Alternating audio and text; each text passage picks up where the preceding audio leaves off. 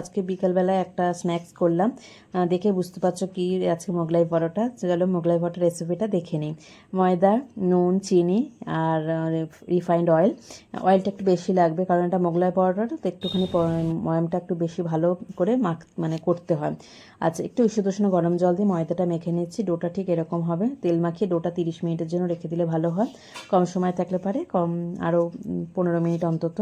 আচ্ছা, ডোটা তৈরি করে আমি রেখে দিলাম। এদিকে দেখো মোগলাইয়ের সঙ্গে যে আলুর সবজি হয় সেটাও করে নিলাম। এবার তেলের মধ্যে পেঁয়াজ, আদা, রসুন, কাঁচা লঙ্কা বাটাটা দিয়ে দিলাম, হলুদ গুঁড়ো দিলাম আর একটু জিরে গুঁড়ো দিলাম, আর আমচুর পাউডারও দিয়েছি।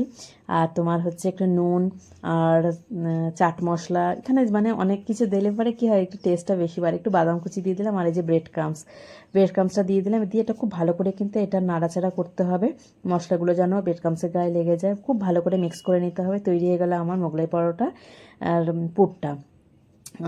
আর এটা দিলে পরে বেশি টেস্ট হয়। আচ্ছা, আমি ডোর থেকে লেচি কেটে নিয়েছি। এখানে একটা ডিম নিয়ে নিয়েছি, এর মধ্যে একটু বিট নুন দিচ্ছি।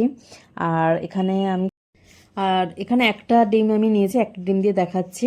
আর পেঁয়াজ কুচি, কাঁচা লঙ্কা কুচি, বিট নুন, গোলমরিচ গুঁড়ো এর মধ্যে দিয়ে দিলাম। দিয়ে খুব ভালো করে মিক্স করতে হবে। আর এই যে আমি যে করে রেখে দিয়েছিলাম, এটা মোগলাই পরোটার যে পুরটার জন্য এটা রেডি করেছিলাম, সেটা এর মধ্যে দিয়ে দিলাম। খুব ভালো করে কিন্তু এটা মিক্স করতে হবে।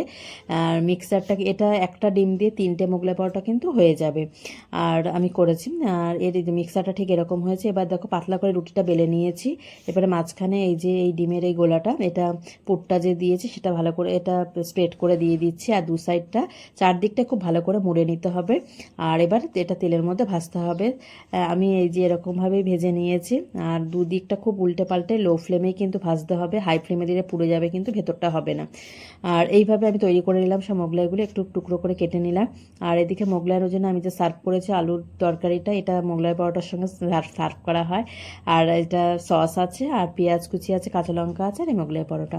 তো আজকে স্ন্যাক্স রেসিপিটা কেমন লাগলো? বিকালবেলা কোথাও তো বেরোতে পারলাম না, তাই এখানে বাড়িতে বসে বসেই খেয়ে নিলাম। তো কেমন লাগলো? আশা করি ভিডিওটা